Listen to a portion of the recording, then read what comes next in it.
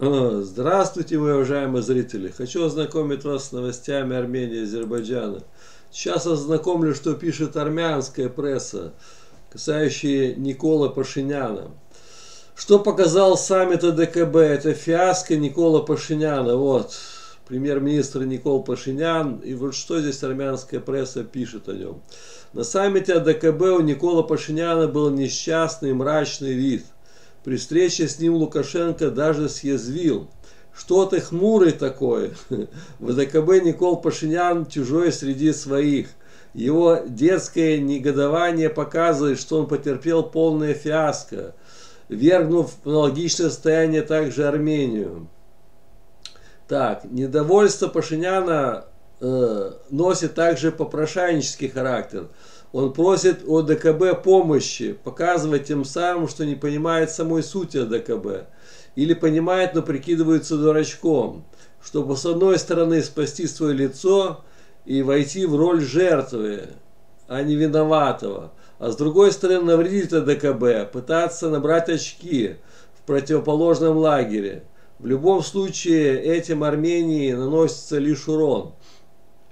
Так, фактически николовцы хотят сорвать дипломатическую работу, принести Армении и Карабаху новые войны и поражения, ослабить армянскую армию, распалить аппетит Алиева, подтолкнуть его к новой агрессии против Армении. Но чтобы при этом армяно-азербайджанскую границу охраняли не Армения, а АДКБ. Так не бывает.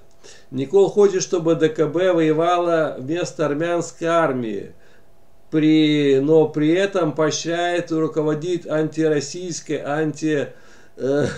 анти-АДКБевской кампанией и акциями. В общем, Никол хочет, что чужими руками за него все делали, воевали за него АДКБ, Путин там, пускай они сами с собой воюют, только меня не трогают. Никол хочет, чтобы АДКБ начал войну против Азербайджана, что означает превращение Армении в арену военного столкновения. Турции, России, Азербайджана, Ирана и Запада. В общем, да, он хочет, чтобы все столкнулись, только чтобы, как бы сказать, он был у власти, и он там ни при чем, типа, сами воюйте друг с другом. Ценой Армении он хочет спасти свою шкуру, правильно. Армения еще больше, типа, никогда не имела подобного позорного имиджа на международной арене. Если некоторым кажется, что Никола принимает на Западе, то они глубоко ошибаются. На Западе Никола не уважает, но видит, что он выразил готовность использоваться против АДКБ и России, а именно этим сейчас и занят. Всего-то, ну конечно, на Западе в НАТО увидели, что Пашинян сейчас переметнулся на сторону Америки, Франции, и, конечно, рады, что Никол отвернулся типа от России. Такая ситуация. Ну вот еще касающаяся миротворцев, продления мандата. Тут армянское издательство НЕФ Армения опубликовало статью. Российский политолог заявляет: мы не можем заранее сказать, что мандат миротворцев в Карабахе будет продлен. Вот тут идут у них дебаты. Так, именно российские миротворцы присутствуют на территории Карабаха. Есть соглашение, которое предполагает сохранение этого присутствия еще в течение 3 лет. Ну да, они рассчитывают еще 3 года минимум. Так, но полагаю, этого не произойдет. Не только Армения, но и Азербайджан будет поддерживать наличие российских... Не, понимаете, они как решают? Они думают все-таки, что и Азербайджан будет согласен продлить. Типа армяне ясно, что за... Но они, российские эти политики, намекают, что, мол, Азербайджан тоже захочет продлевать миссию российских миротворцев. Насколько это возможно, и будет следить за статус-кво, что будет сокращать возможные существенные изменения ситуации. Любые переговоры о продлении срока пребывания российских миротворцев на территории Карабаха будут сложными. И мы не можем заранее сказать, что этот мандат будет продлен. Но в течение 3 лет миротворцы должны находиться в Карабахе. Ну, русский этот обозреватель уверен, что 3 года это 100% там они будут. Можно теоретически предположить, что азербайджанская сторона будет настаивать на долгосрочном завершении присутствия российских миротворцев на территории Карабаха.